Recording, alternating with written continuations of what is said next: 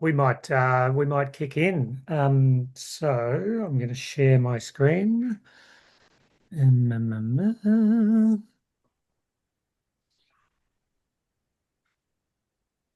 Share. Okay, can you all see the that presentation? Yep. Yep. All right. Yep, and it's full screen for you all now, is that right? Yep. Yes. Yes. Excellent. All right, so Nailing hi it. Nailing it. everyone. I'm Ant McKenna. I'm the EGM of the Australian Live Music Business Council. Just want to acknowledge traditional owners of the lands on which each of us has gathered. I grew up in Wurundjeri country in Victoria and now live on Cubby Cubby country on the Sunshine Coast, and pay my respects to all of those traditional owners and elders past and present. Quick intro to the ALMBC. Obviously, we're a not-for-profit national peak body for the grassroots live music industry. We have over 2,000 members and 181 financial members. And a big part of what we do is advocacy on behalf of the live music sector, really focusing on grassroots sole traders, small businesses, all of those people who work in the background for live music across the country. Issues like ticketing transparency, supporting venues and festivals, an arena ticket levy, a lot of work starting up the Australian Music Venue Foundation, implications of global ownership for our different towns, precinct development, superannuation, and stacks more. So we've been pretty busy this year. Opportunities like Big Sound, WAMCon, IndieCon in Adelaide, a stack of regional and remote and online sessions, advocacy on lots of different topics. And coming up is the Music ACT Awards, if anyone's here from Canberra. And just a quick disclaimer, obviously the contents of this presentation are for general information only. They're not intended as professional advice or financial advice. ALMBC, Sorrento Strategic Accounting and Hot Giggity expressly disclaims all liability for any loss or damage arising from reliance upon the information of this presentation. It is being recorded, so feel free to switch your camera off if you like. Everyone's muted. You can add something to the chat if you want to ask a question, and I'll keep an eye on that.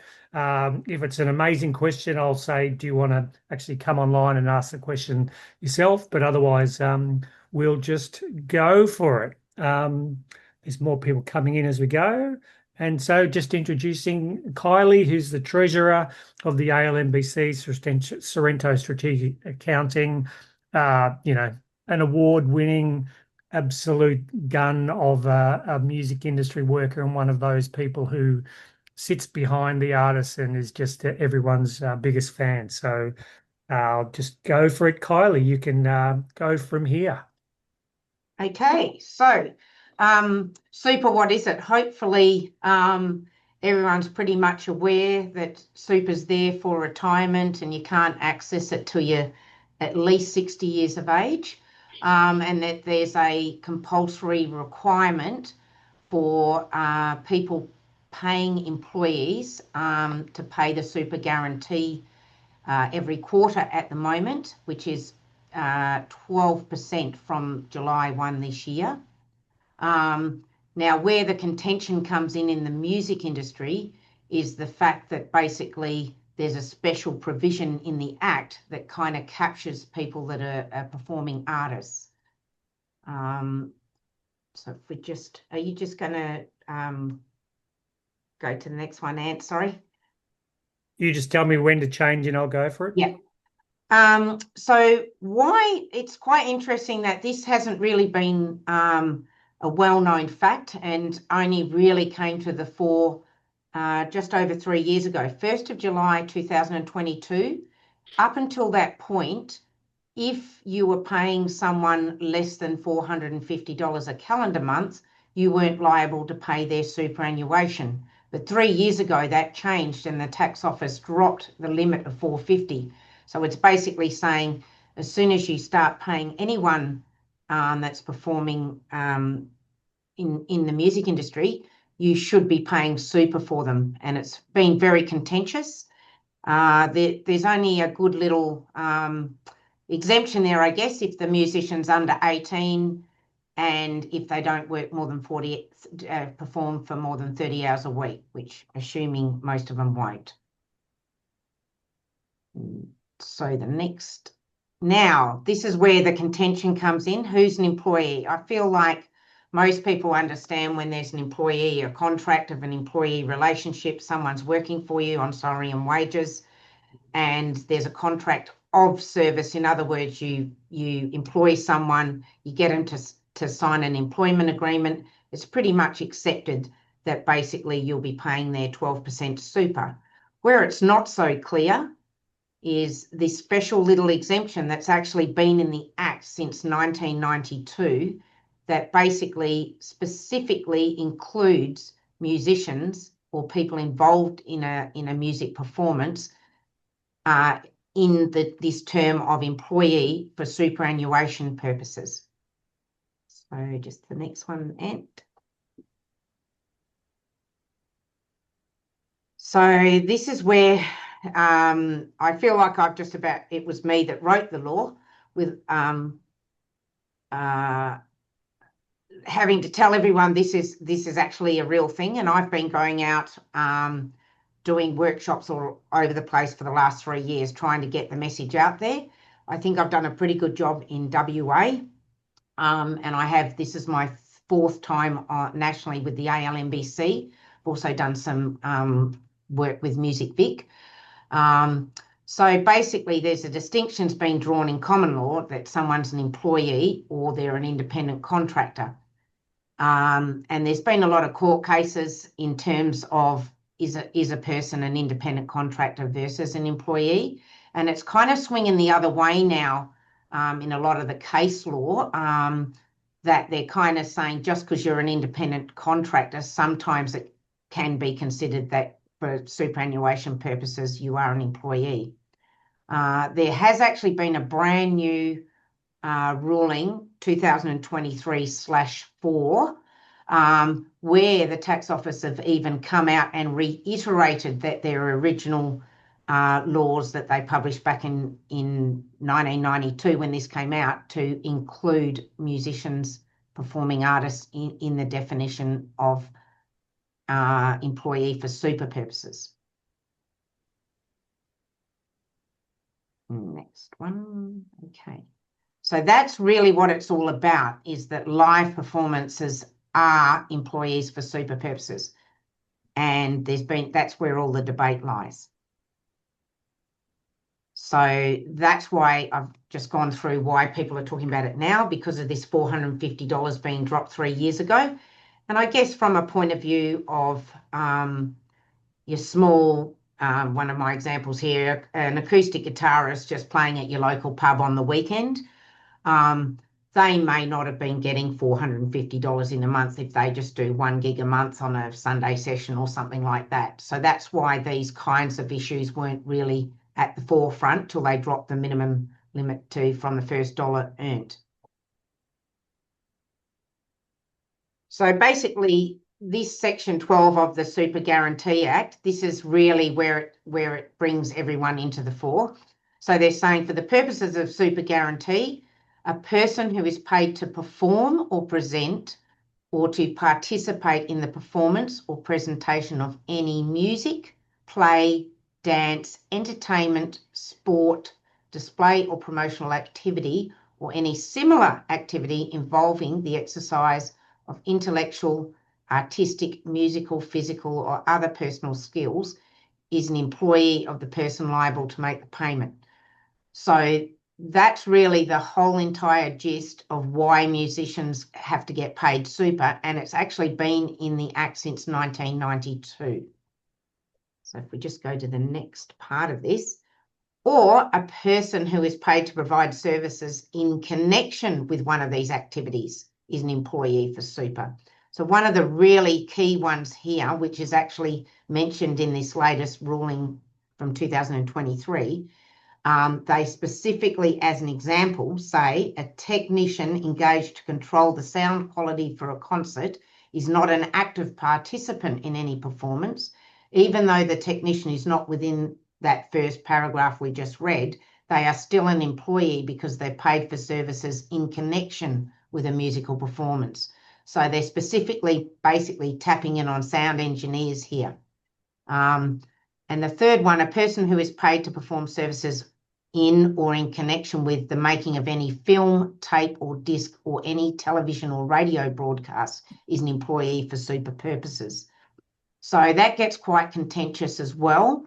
But I kind of feel like, interestingly enough, things like the film industry, theatre performers, they've actually been treated, even though they're on a contract, they've actually been treated in the salary and wage pay-as-you-go summary area for years and years and years, and had super paid for them.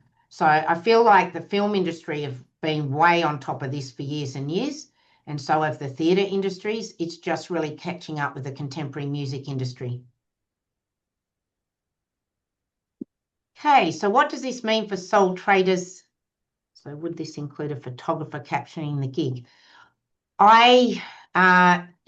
There's so many grey areas, and I don't believe that documenting the performance of, taking a video or taking film, I personally don't believe that's part of the performance. I just think you're documenting it, because you start going down a real rabbit hole here if you're talking about the marketing of the performance, things like that.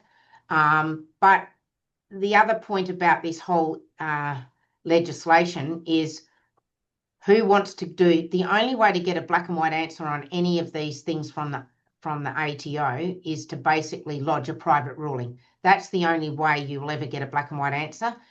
And I don't think there's many people out there that want to be the guinea pig. So there is some definite grey areas, and all you can do is really read the legislation and try and work out if you do or don't fit within this. But there hasn't been a Kylie, your thoughts are more photographer is documenting, but a Yes. sound engineer is part of the actual delivery of the performance. Yes. They use a very interesting example here, say like with a painter that has an art exhibition. They're actually in the legislation using an example where the painter has actually put together that artwork that forms part of the exhibition, but they're saying they don't get caught for super because you're basically just selling the artworks at an exhibition. It says paying or presenting artistic. So it really does get right into the nitty gritty here. But also, yeah, it's all about also, if you're operating, which we get into right now, what entity you're operating out of. So if you're operating out of anything other than being a sole trader, the person that's paying the performer does not have any liability for super. So partnerships are where it gets very messy, I guess, and there's a lot of work being done in terms of what is a real partnership. If you have a full-time job paying super, will the ATO see that you are contributing super? Sorry, you can't see the rest of the question there.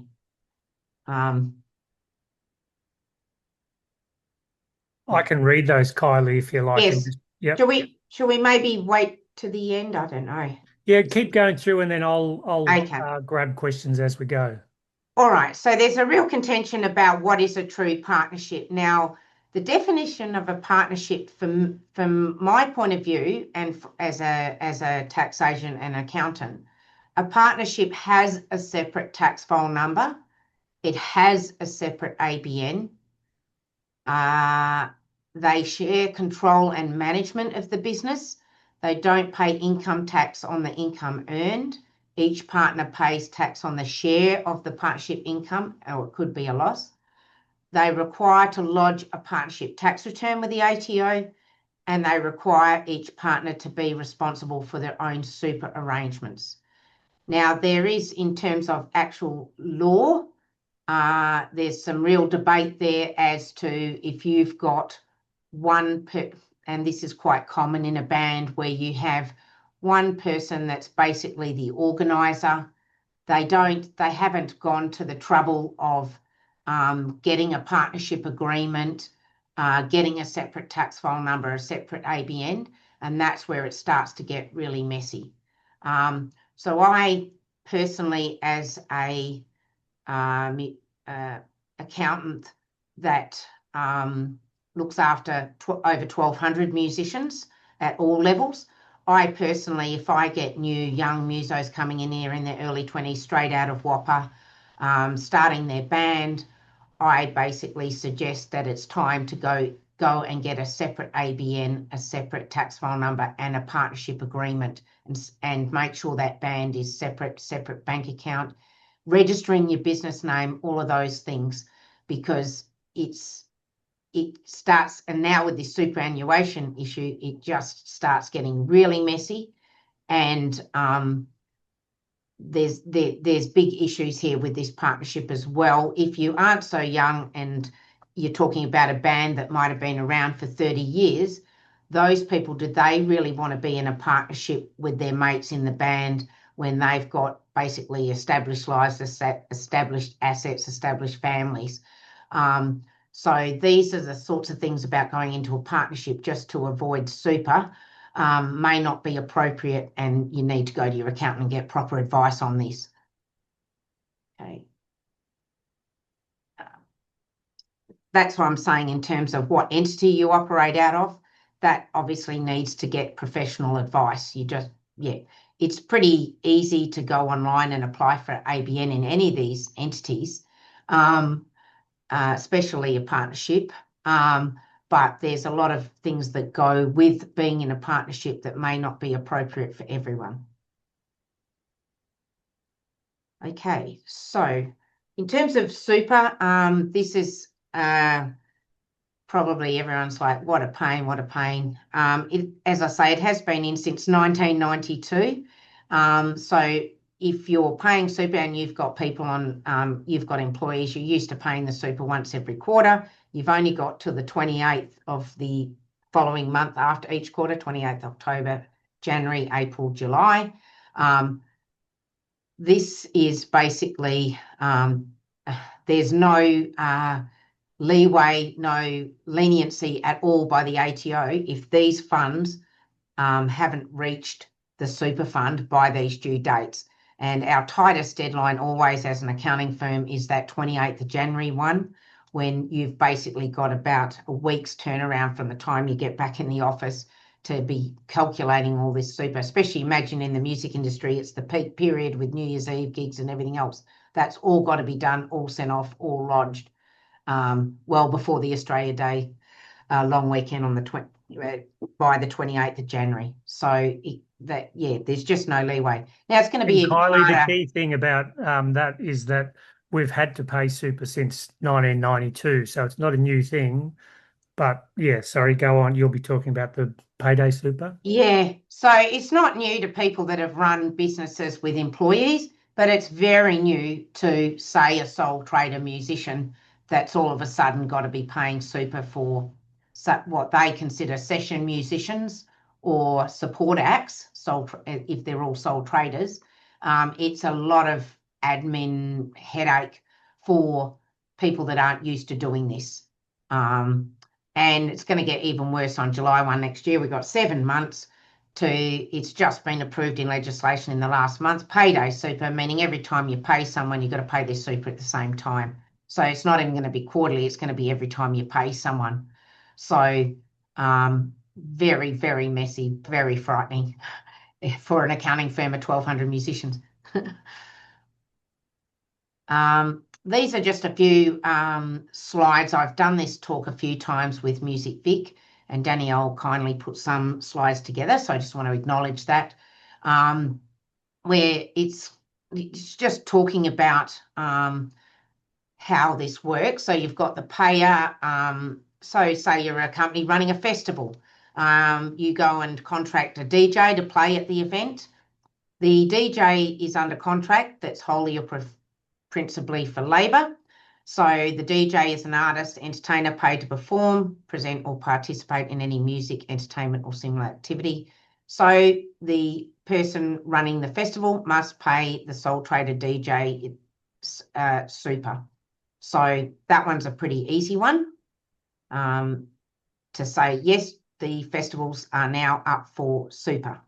Actually it was very messy when this changed on the 1st of July 22, because I had a very big festival here seeking advice in WA, because if you imagine the festival funding was granted, say back in March for the March 20 festival, and these poor organisers basically found out, because of being delayed through COVID, they really only had a certain budget, and they'd already contracted all the artists, and they hadn't really factored in an extra, at that stage, 10.5% super. So that was a big imposition at that point.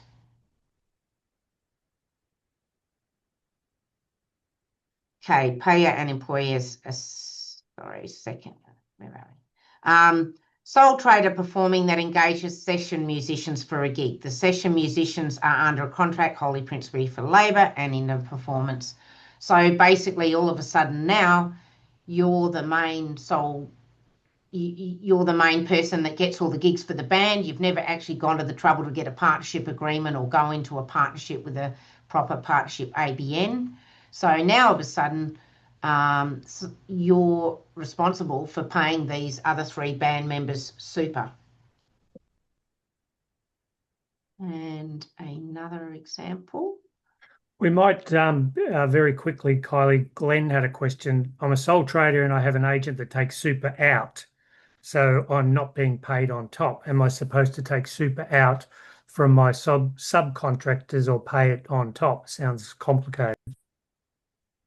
So how it really works, I'll use an example. Say I've got a band of 5, and Kylie, so there's Kylie and her band of 4 band members. So Kylie's negotiating with the festival to have the band play there, but I've never got around to getting a proper partnership drawn up and sorted out the band's separate bank account. So Kylie actually signs the contract with the festival to provide her band for $1,000 to perform. So the festival should be paying $120 to Kylie's personal super fund on, and that's all in the contract as well. I've got some examples here. Do you include the $100? Is it $1,000 inclusive of super, or is it $1,000 plus the super? That's where the contracts are important. So as far as the festival's concerned, they're just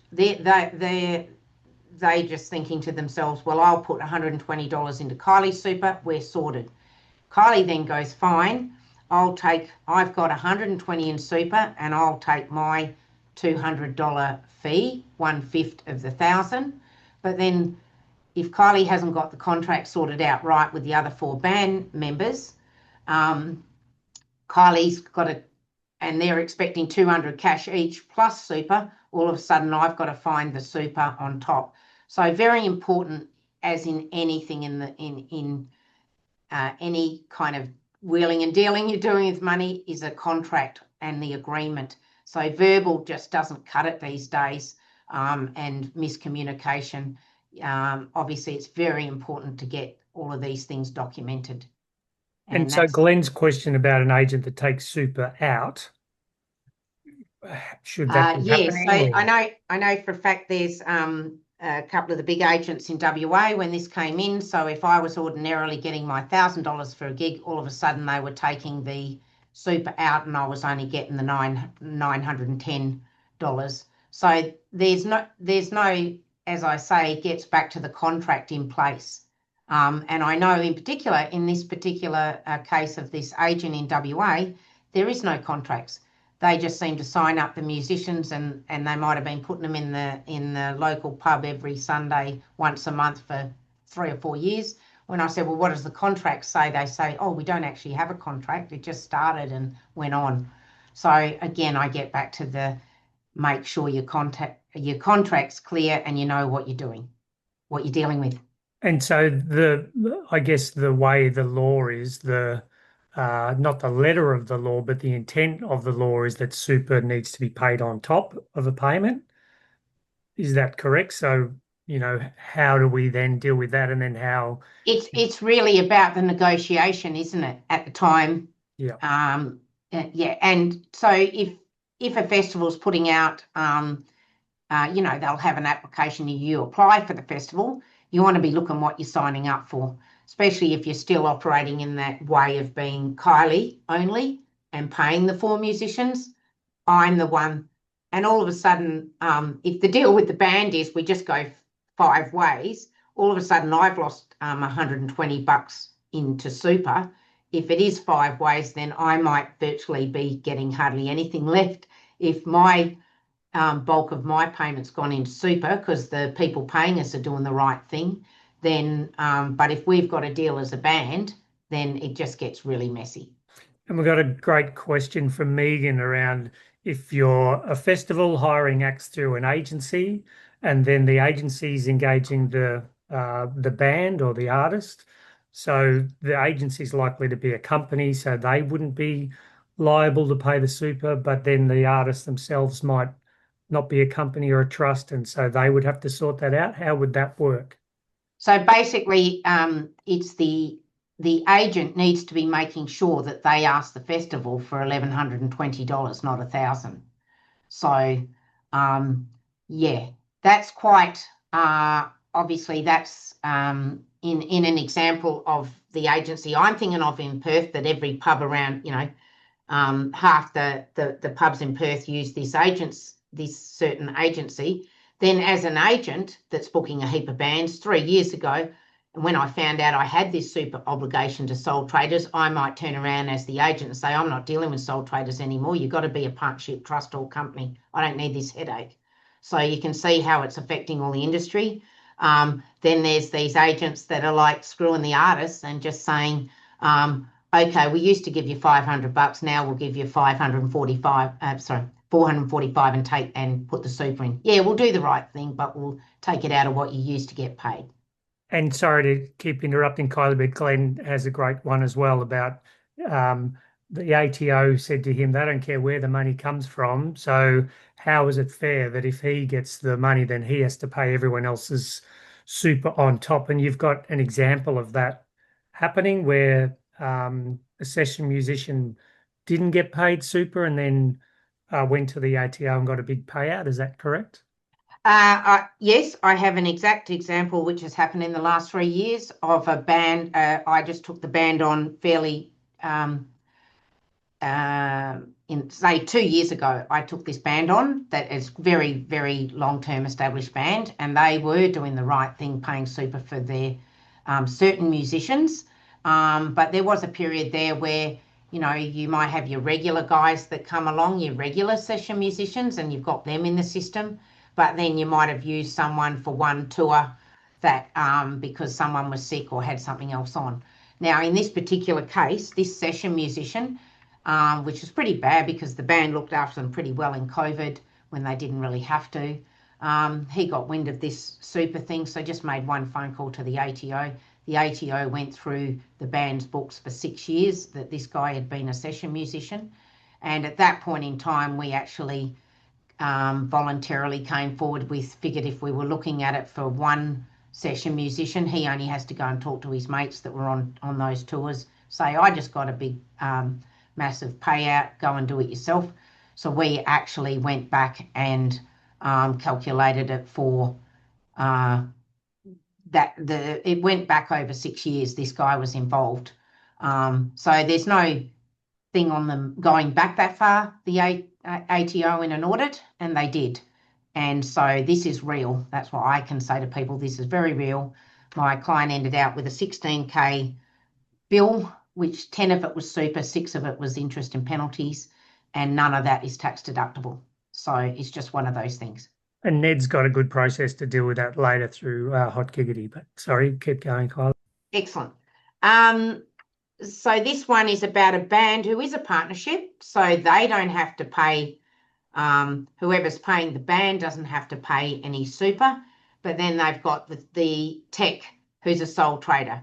So all of a sudden, the tech that's a sole trader, the band isn't getting their super paid, but they're now dealing with the sole trader, so they're going to pay his super for him.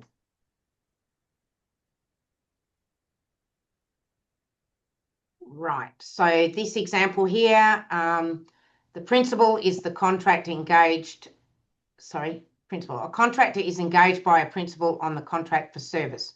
So this could be a sole trader, partnership company, or trust. So the principal could be the venue, the festival, the band, a muso, the band leader, a manager, or a booker. So if you've hired the contractor and they operate as a company, trust, or partnership, then you don't have a super obligation. So that's the example I'm using there, is the agent who then changes the way they do things and say, I'm not dealing with any sole traders anymore. The only acts I'm going to put in my pubs, the contracts I've got for all these live music venues, I'm only putting in people that aren't sole traders. So that's one way for them to get out of all of this.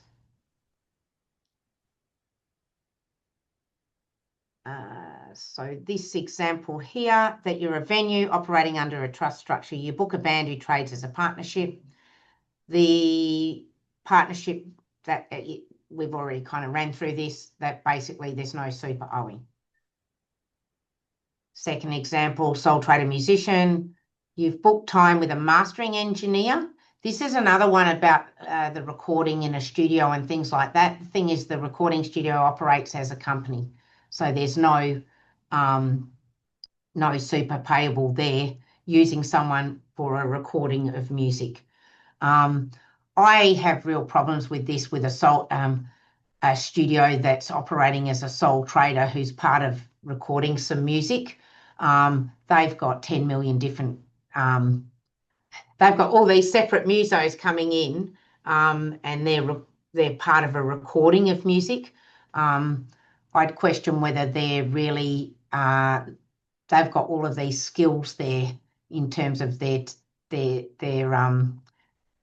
you're using a recording guy, they're there for their reputation. But I am probably, even from WA, most of our studios would not be operating as a sole trader. But we start getting really messy, I guess, if people are making music as a sole trader. So that one does worry me. Music business. This is another very contentious one, because you've got all these people saying, well, I'm only a hobby. I just do music as a hobby. I've got a full-time job. I'm just doing it on weekends as a hobby. The ATO, they have a great, there's a questionnaire on the ATO site. If you Google hobby versus business, you go through and answer the questions, and it comes out whether you're a hobby or a business. So in terms of a muso, good things to prove that you are a business is that you intend to make a profit. I'm a realist here, having done music for nearly 30 years. In terms of looking after musicians, obviously we all intend to make a profit. If we make one or not's another thing. I hate to be pessimistic, but it's the reality. Undertaking the activity regularly and in a structured and business-like manner, having a registered business name and having an ABN. So just because you don't have those things doesn't mean you're not in a business. So if we go to the next slide, is it a hobby? A hobby, leisure, activity, pastime you do for reasons such as enjoyment, relaxation, or skills development. Your activity may start as a hobby, develop into a business. As a hobby, you can recoup the cost of materials when gifting or selling your work, as long as you're not intending to make a profit. Don't need to declare the income you make from your hobby to the ATO. I've got a classic example of this since Super came in. I've got a guy that actually manages 8 bands in WA. He's a busy guy. He's got a full-time FIFO job, but when he's back, the 2 weeks he's back, he actually gigs like 4 or 5 nights a week. And he's saying it's only a hobby. I've got hobby forms, all these people, it's just a hobby. And in the end, he actually just formed a company to run the 8 bands through, but one of the bands was one of these tribute bands that the 4 old guys, and they're all in their 50s with, as I say, families, lives, houses, assets. They don't want to go into partnership with each other, even though they've been doing this tribute band for 20 years. So that in particular, but they're all good mates. They've known each other for years and years and years. So in that particular case, they pull in 12K for 4 gigs a year, nearly 50K. That's not a hobby, is it? So in that particular case, it was decided, because all of these old boys didn't want any super. They're like, we've got our full-time jobs, and they felt confident enough to form a partnership agreement between the four of them, so that they didn't have the super issue when they got their quarter of the 12.5K every 3 months. So obviously in any of these situations, you need to get professional advice. Now, with the hobby form as well, I went all over Australia to anywhere and everywhere trying to get a clarification whether, if you did operate a hobby, was the person paying you still liable to pay the super? And I could not get a black and white answer. And the only way to find that black and white answer is to get a private ruling from the ATO. Do you think a festival with 100 acts wants to actually try and put in a ruling and then be told, actually, you should have been paying this for all these 70 of your 100 hobbyist acts over the last 10, whatever years? So no one wants to be the guinea pig. So my advice is kind of like err on the side of caution and pay it, the super. But again, these are big numbers at festivals with And Kylie, Julian's got a good one about sound techs that say, oh, 50% of my fee is for equipment hire rather than labour, so that they could either reduce the excellent. super. I've got that as an example, but I've got to give Ned a chance. I've got some examples on this slide. I think we're going to provide everyone the slides, aren't we, after?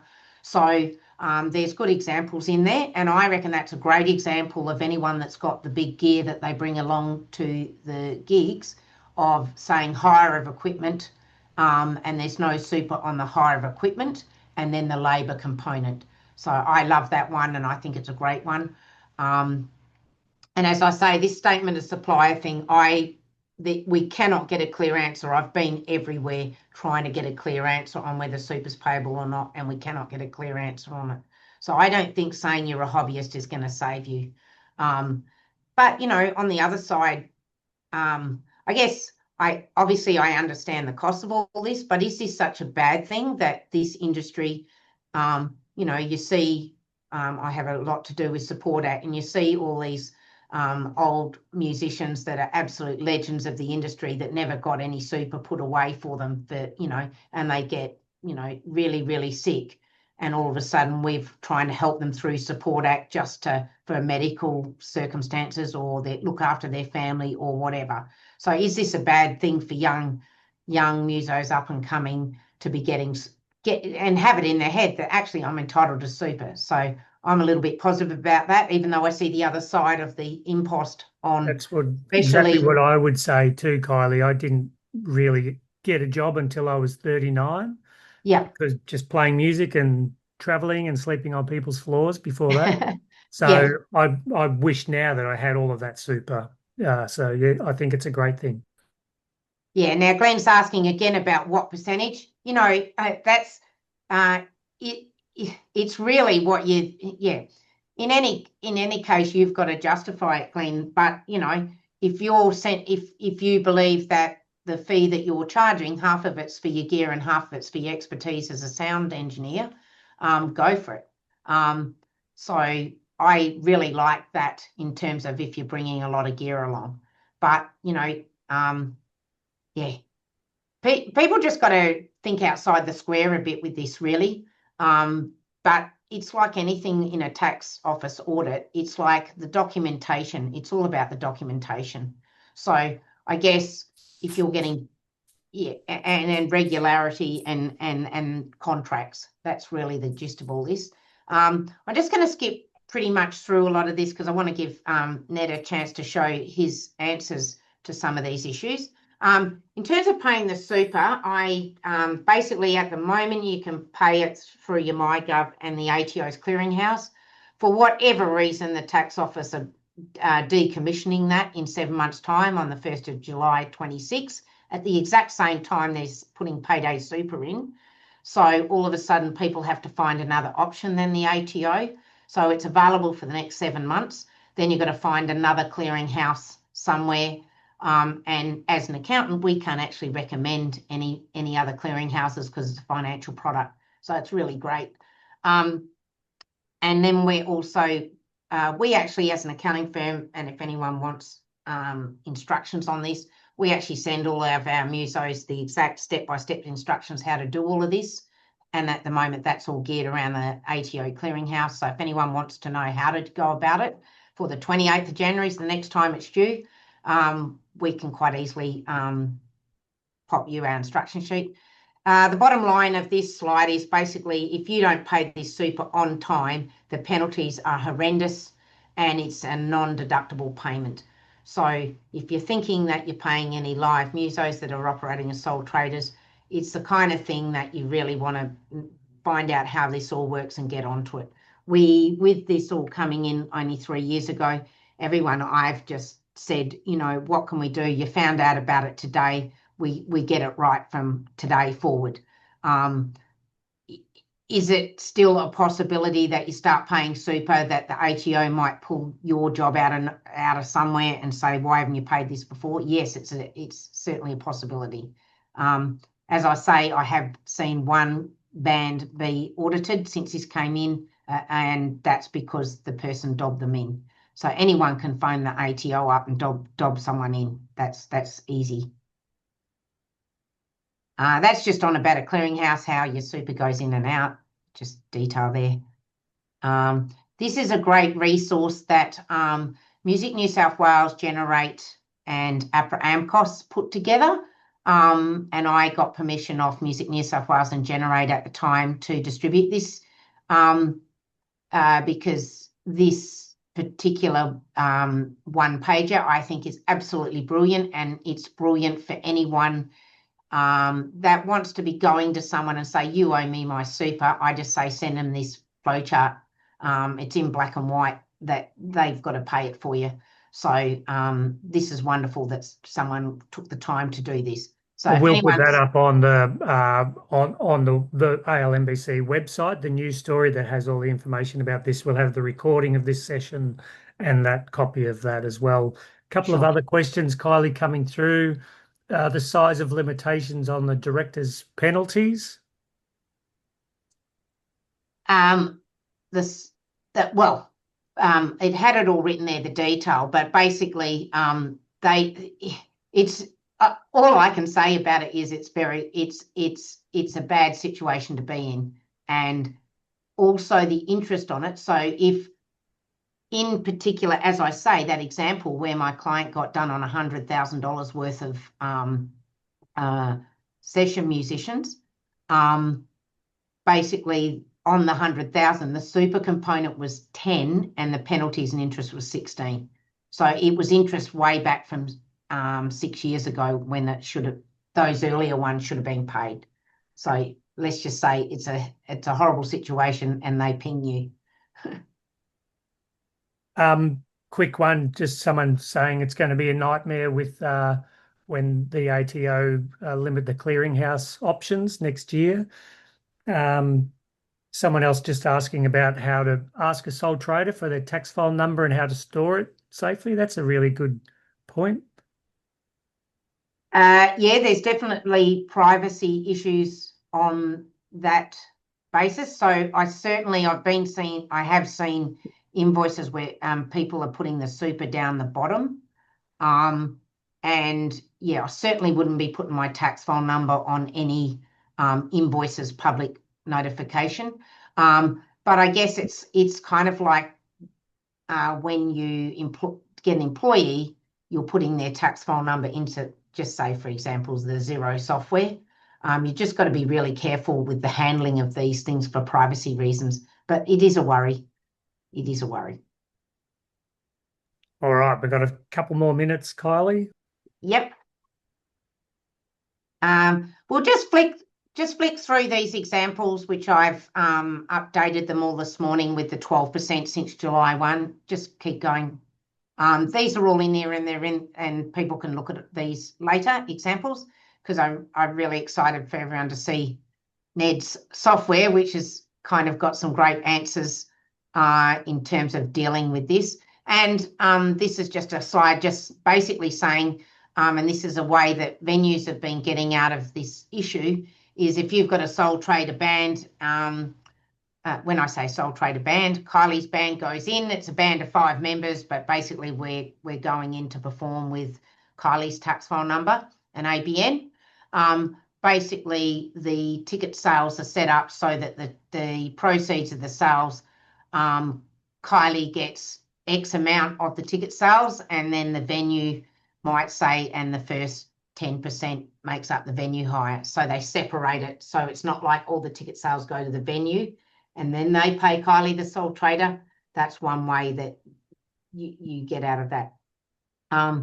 See, the tax file number is actually optional here in terms of when you're providing the super information. So I guess it really quite depends as well how you're paying the super, what you need as well, the practicalities. So another thing with this clearinghouse, people that the larger businesses that have the full-on, say as an example, because Xero is the main software that we use for all our clients. If your software, you pay the super through your software, then you don't need the clearinghouse. It's all part of your software. And those people that are used to doing that, that's the way they'll be doing that. And all the information is contained within the software. Getting back to the thing, I think might have been Glenn or someone asked the question of what about whose obligation is it? It's the person paying the sole trader. So if the festival pays Kylie for the band of 5, then they got to put the 120 into Kylie's super. Then Kylie pays the other 4. Kylie's responsible for paying the other 4 for the performance. She's got to pay this super. Kaya asked about Xero. I assume that's Xero with an X. Yeah, it actually has a beautiful function that they've put in the last few years where you actually tick whether it's an employee or a subcontractor, and you can play subcontractor super from Xero. Some tools there about whether you, interesting enough, this super guarantee tool, the tax office pulled it off their website for about 6 to 8 months when this all came in. And if you go in there, there's now a question on there, are you performing artist? So as soon as you tick that, yes, you deserve super, sole trader, artist, super. Okay, so that's all there. And here's Ned. Oh, you muted yourself, Ant. Yeah, I've just unmuted myself. Sorry. There we go. So Ned is one of the ALMBC's professional partners, and so that's through We Market You. He provides some great marketing and comms support for us, but he also runs Hot Giggity and Hotlinks as well, and known Ned for a long time. He's been a performer across international stages and also ran an agency in London. And yeah, go for it, Ned. Thanks, Ant. Hi, everybody. Yeah, as Ant said, I've been in the industry a long time, performing professionally since 1993, starting out in covers bands and then in an originals band that won Triple J Unearthed in the early 2000s. So I've been in the industry for a very long time. And then sort of Hot Giggity has been one of my focuses for, yeah, since 2017. So it's basically built by the industry for the industry and essentially designed as a way of bringing everybody onto the one platform, venues, artists, agents, band leaders, actual performers and fans, to centralize gig booking management and, condensing the many different platforms you might use to manage, your music business into one platform. So, things like calendars, contracts, worksheets, all of that sort of stuff, messaging, automated invoicing, and we do have Xero integration, which also manages the super. That will be live. That super component will be live for the first payments on the 28th of January. We've also got a massive focus around gig promotion, automated gig promotion, gig guides, all of that sort of stuff. And obviously the relevance here is we're now adding that a really streamlined way of managing super and payments. So the way that we go about that, Hot Giggity records the legal entity and all the super details for sole traders. And when a hirer, a venue, an agent is creating a booking, it automatically applies that 12% on sole trader bookings. So the platform, and we'll go into this in some more detail shortly. An important point to note is that the super guarantee component is separate from the invoice total for artists, and that's shown very clearly on those invoices. Um, the payer, as Kylie's mentioned previously, remits the super guarantee directly into the artist funds, and so that clear distinction that the super amount is not paid to the artist in the course of a normal invoice.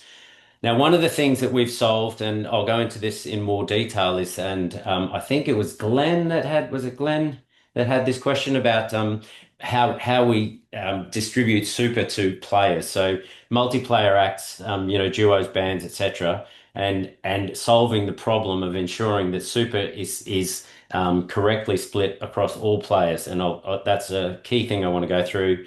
There's obviously super ledgers in the platform that shows you what you're owed for all of the gigs, and then what's paid per gig, etc. And yeah, super guarantee payments via an integrated super clearinghouse payment solution that will be live by Jan 28 for this quarter, and also with Xero as well.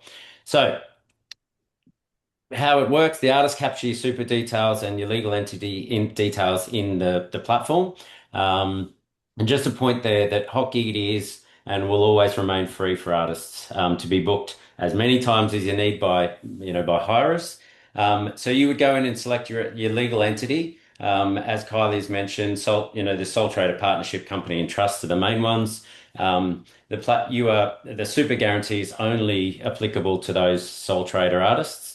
You add in all your super fund details, your fund name, USI member number, etc. We do actually capture your tax file number, but that is encrypted both at the front end of the website and on the server as well. So that is stored with industry grade encryption to make sure that that's securely dealt with.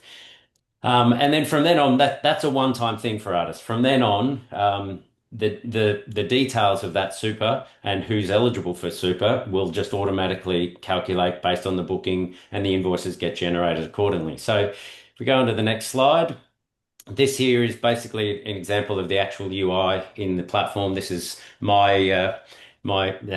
obviously the details are not mine, but the artist puts in their legal entity, their actual full name, date of birth, tax file number. You can see there is encrypted or hashed.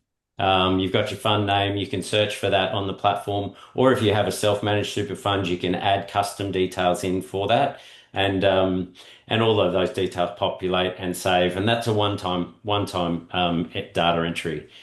If we jump onto the next page, when hirers create the bookings, so when either a venue or an agent creates a booking and they select a particular act for that booking, the platform automatically checks the entity type of that particular performer and then says, okay, yep, this act is a sole trader, so super is payable. And then the booking sheet then shows the performance fee, the super amount, and the invoiced amount in real time. So if you're a venue or an agent, you can see the super liability up front before then actually, processing the booking. So if we have a look at this, so I'll just go through this in a bit more detail as well on when we get to the actual booking sheet. But I know this was mentioned earlier that there is the option, or there is a discussion, and I guess it's a bit of a point of contention of whether the booking fee or the performance fee includes super or it doesn't include super. And in a lot of our discussions with venues and agents, and when we were building this functionality, we've opted to make the platform as flexible as possible so that, if you negotiate that your performance fee has super added on top, then the hirer, the agent, or the venue has the ability to toggle that switch on the platform. Or if the agreement is that the performance fee includes super, then there is the system will automatically calculate that as well. So if we just jump through to the next slide. So this is, do we have any booking agents here, or is everybody mainly artists? Anybody a venue or a booking agent? Uh, Megan, okay. So this is what basically you would see if you're a booking agent. So you've got the performance fee, and this is where the fee excludes super. So the agency can put in a commission amount, and then as either a percentage or a dollar amount. Then it will calculate the total fee to the venue, which would include the super amount. So the system will automatically calculate the 450, the 12%, and then add that and your commission to the total fee to the venue. An important distinction here for the invoice that is generated from the agent to the venue is that the super amount gets separated out and does not have GST added to that super amount. Because super is not is not a GSTable item. So if we go to the next slide, this is where you can see if the booking fee, you can see that fee includes super toggle. So basically the system then back calculates based on the performance fee of 400, what the super amount is, and you can see the total act invoice down the bottom, and the total invoice to the venue. So and now I know we're going through this really quickly, but got a bit more to get through yet. So I'll be available via email, phone for questions to learn more. If you're a venue and you're creating a booking, obviously there's the same toggle for fee includes or excludes super. Obviously there's just not the agency commission amount on that particular booking sheet. So if we go to the next slide. Okay, so this is the artist invoice. So as I mentioned earlier, the platform automatically generates invoices for the agent to the venues and also from the artist to the hirer, whether that's the venue or the agent. And obviously, in the correct format with all the correct information on it, delivered on time, on the Monday after the gig. Another thing to note, we do have invoice batching. So if you're an agency or a venue that pays weekly, then you've got weekly batching. If you wanted to do, pay runs fortnightly, then it'll batch all of the gigs in that batching period onto one invoice. So you would receive one invoice from the artist if you're an agent or a venue with all of the gigs for the last fortnight. So this is an example of the artist invoice to the venue or to the hirer. In this instance, you'll see it's got batching, and the super amount is separated out on the bottom of the invoice. So fairly self-explanatory. If we move right along. So this is the super ledger I mentioned about. So this basically, every booking that's confirmed for a sole trader, the writes to the super ledger. That's filterable by, venue, act, players. You can see at a glance what you owe, or what's owed to you if you're an artist, and the payment status. And it obviously offers that full audit trail of super calculations if you ever need, to turn around to the ATO and say, here you go. So this is an example of the super ledger for this is at our ACME agent. So they can see a full list of all of the super that's owed. You can do a custom date range. It'll be a quarter or when payday super comes along. Obviously that'll be just, each payment period that you are actually paying. Moving right along. So this is the big problem we're trying to solve. And I know we're right up against time. So as I think it was Glenn earlier was sort of talking about, so and Kylie mentioned, if I'm the act owner and the band leader, and in the real world, the person that is the band leader typically invoices for the full performance fee. At the moment, the law is that person, whoever is submitting the invoice, must, and if they are a sole trader entity, they must be paid the full amount of the super for the performance on based on the total of the invoice. Now, obviously, if it's a four-piece band, if we go on to the next slide, I think let's just jump out onto the next slide and we'll sort of go through this. So this is the example. So let's say it's a four-piece band, performance fee $1,600, excluding super and excluding GST. The player splits agreed $400 per player. Now, the band leader would then get paid the full $192 in super, even though they're only really entitled to $48 of that $192. So this is the big problem that that we're trying to solve. So, and then the flow on effect to that, as Glenn previously mentioned, is that as the act owner, if I'm the act owner, I'm now responsible for paying the super to the rest of my players. So the solution that we have come up with for this is the next slide. Thanks, Ant. Is now an industry first solution. So the player invoice the hirer. So essentially, what in consultation with if you're on the platform and you've got an agency or a venue, you can actually turn on a trigger that means that the player invoices get sent to the hirer for payment. Now, obviously, if you're a venue or an agency, this does potentially mean a little bit more processing, but it's in essence what that will, there'll be automated systems for paying all of that through our platform or via the Xero integration. But essentially, what happens is the act owner receives the booking. I've added my players to the platform. I retain control of what those players are getting paid, and if I need to sub out different players. So those gig fees are not gig fee splits are not visible for all of the other players. But essentially, as the act owner, I receive the booking from the agent or the venue. I determine the gig fee splits. The players are all invited to the booking. When the players accept, the invoices from the players all get sent to the hirer, and they all get sent with their appropriate gig fee split and the super guarantee that they're entitled to. So yes, there's potentially a little bit more admin for the hirer, but it's really the only fair and compliant way to ensure that all of those players are paid super and paid correctly, and that the act owner is not suddenly getting this massive lump of super that is sitting in their super fund, and then they don't have the fees to then pay their players. So this is the solution we've come up with. If we jump onto the next slide, Ant. So this is basically where the act owner, it's referred to in our platform as an act. The act owner can determine which of their acts. So you might have a duo, a full-piece band, a four-piece band, etc. You can determine which of those acts will actually those invoices for your players get sent to the agency or the venue. If we jump onto the next slide, Ant. So this is where the act owner is setting the actual player fees. So if you see this actual gig has come in, I'm the act owner. Ned Walker, you can see up the top there, act admin, but I'm also a player in the band. So here at this point, you can determine the gig fee splits, and you can see the platform will actually deal with mixed entity players. So, in this instance, Lincoln and Mike are they might be invoicing as a company, so they're not eligible for super, or they're not required to be paid super, so they get the full performance fee. In this particular example as well, this would be where the performance fee includes super.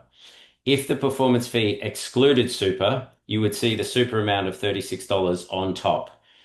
So it's that trigger of the fee includes super or excludes super feeds all the way down through to the player level. So that's an important distinction. Ned, can I just ask, so Kai has mentioned about this might be more work for a festival, having to put each of the individual musicians' data in, but is it the festival doing that or it's the actual band doing that? Yeah, no, Kai, that it's the band doing that. So essentially, if you were using our solution to manage your festival, which you certainly can do, you would say to the to the act, okay, jump on, create your act. They invite all the players to the platform. All of those players do need to put in their legal entity details and all of that their super information. So yes, there is a one-time setup and a little bit of admin for those players, but if to as I said, fairly get paid their super, etc. It's the best way to do it. So I won't go through all of this in super in detail because we've sort of covered everything there. But we will be, as I mentioned, as of the 28th of January, that full super payment run will be able to be paid from our platform. We do have Xero integration, which will create a payroll employee in Xero that is tagged as a contractor with all of their super details, and you can pay it from the Xero environment So if you are a zero user, that may be the simplest solution. All right, Um, we will have to leave it there, Leave it Ned. there. Now, what we'll Yep, all good. do, we'll stop the recording. If you want to stick around and ask Ned or Kylie a question post-recording, that's awesome. You're very welcome to do that. But if you need to head off now, thanks so much for joining us. Thanks so much for Kylie and Ned for your time. Just You're welcome, really mate. appreciate everything you've done, and it's an amazingly complicated process. So thank you so much. If you're in Canberra, come along to the Music ACT Awards in our brekkie the next day. And if you're a venue or someone that's 30 years or under, uh, jump onto the ALMBC website and get 12 months free membership.